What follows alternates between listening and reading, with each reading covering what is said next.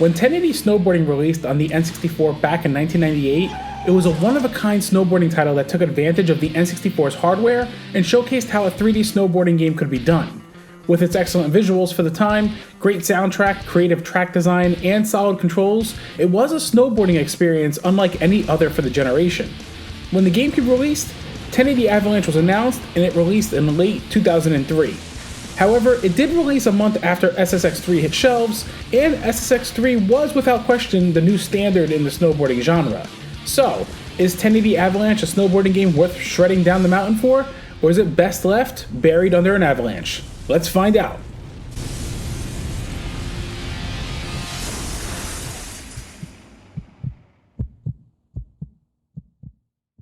"1080 Avalanche is what I would consider an arcade-style snowboarding game that isn't as over-the-top as SSX, but it is a quick pick-up-and-play game that's great for quick bursts in gaming. You have several game modes to choose from: Match Race, Gate Challenge, Trick Attack, Time Trial, Multiplayer, and LAN Multiplayer.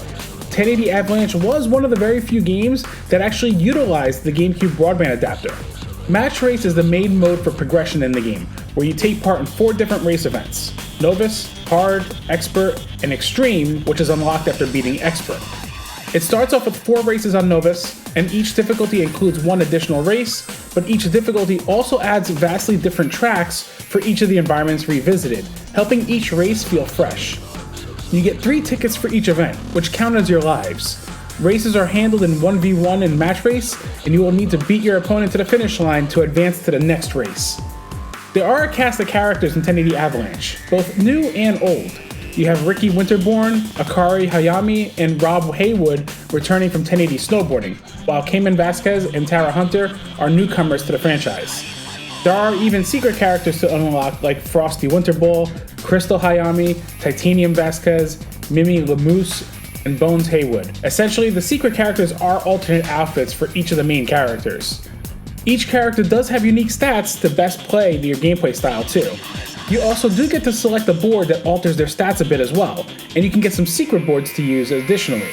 The secret boards are pretty awesome, with a legit NES controller being one of them, and it plays NES sound effects when jumping. Whether or not you played the original 1080 snowboarding on N64, 1080 Avalanche has a fresh feel to it that newcomers can pick up on quickly, while fans of the original will pick up on the basic core similarities. The biggest improvement off the bat are the controls. Movement controls are more responsive, but more importantly, the trick system is drastically more accessible. Before, it was about button prompts to pull off the insanely difficult 1080 trick. Now though, there are dedicated buttons for grabs and spins. The B, X, and Y buttons all do different grabs, and pushing the analog stick will change the trick that you do with each button, while the R trigger lets you do flips and spins while simultaneously pushing the analog stick in their respective direction. While not as free-form or fluid as SSX's trick system, the trick system here is vastly superior to that of 1080 snowboarding on the N64. It's really gratifying pulling off tricks and building up your power meter. Now, the power meter, when filled up, actually shields your rider from taking damage when falling or colliding with a solid object. Once you get hit or fall, the power meter resets, and then you need to build it back up to avoid taking actual damage, which is indicated on the bottom left of the HUD. A nice touch to the power meter being filled up is that you can actually shove pedestrian skiers and boarders down onto the ground if they're in your way, as well as your opponent. Another nice touch is that when you collide with an object or land poorly, the game will slow down and a prompt will appear on screen to rotate the analog stick and try to readjust your balance so you don't fall. It's a neat system that's rewarding to do. The other noticeable aspect is the sense of speed. When holding down the L trigger, you crouch down to gain more speed, and the visual effects here truly lend to an intense sensation of flying down the mountain. When tackling Match Race, the final race of each event will have you racing against the clock, and towards the harder difficulties, has you outracing an avalanche, as the name of the game implies. Being that the avalanche is such an integral part to the game's title, these moments are absolutely exhilarating and will have you sitting at the edge of your seat. With the flashing red danger logo on the screen, seeing the red meter closing in to show how close you are to getting buried under snow, seeing the avalanche creeping up just behind you, it really is having a nemesis on the mountain to outpace. Thankfully, the developers did a fantastic job of giving the player a tense and exhilarating finale to each event race. After the Match Race events are all complete, you can partake in other modes mentioned earlier like Trick Attack, Gate Challenge, and Time Trials. Time trials is actually not only a way to compete for your best time, but there are actually coins to find on courses through this mode that unlock secret boards. Gate Challenge has you tackling all the courses in a slalom-style race, and you can earn trophies here to unlock even more content. Lastly, Trick Attack is where I found myself spending a ton of time. When it comes to extreme sports games, tricks are my forte. Trick Attack has 3 different courses to trick on: Air Make, Half Pipe, and Terrain Park. These essentially return from the predecessor, but different track layouts of course.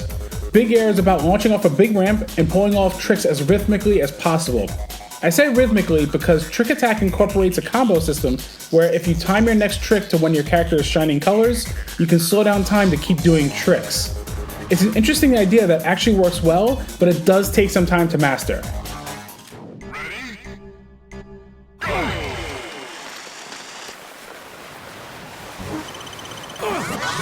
Method, lead and sail pin, Japan method, tweak rail, low speed, failure, flying sport, finish!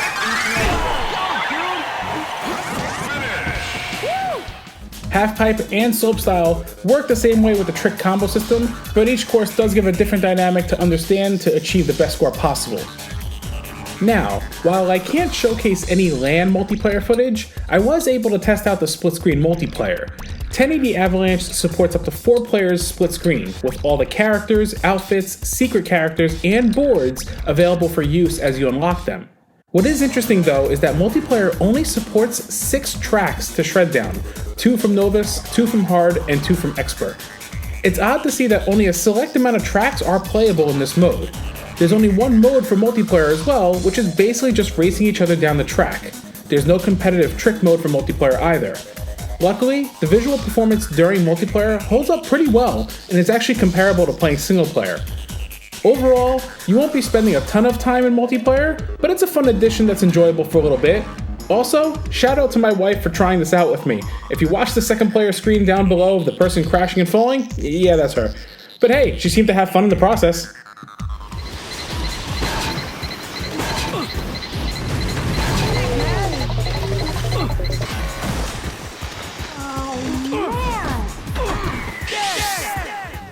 Visually, 1080 Avalanche is a really pleasing game to see in action.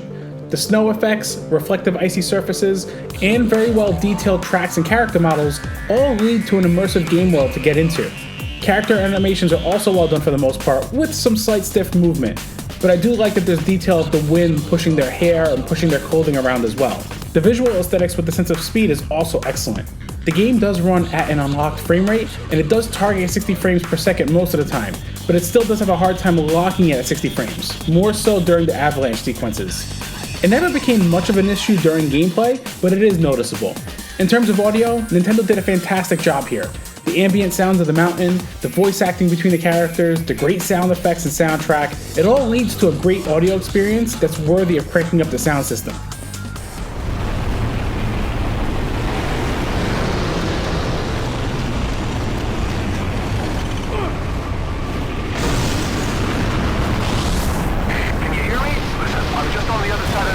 right in front of you. Get over here as quick as you can.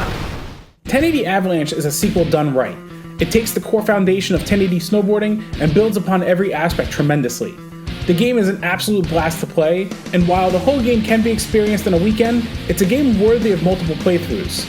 I still pop this game on often for quick pick up and play sessions all these years later. If you have a GameCube, I highly recommend fans of the genre play this game. Now, if only Nintendo would bring this property back onto the Switch.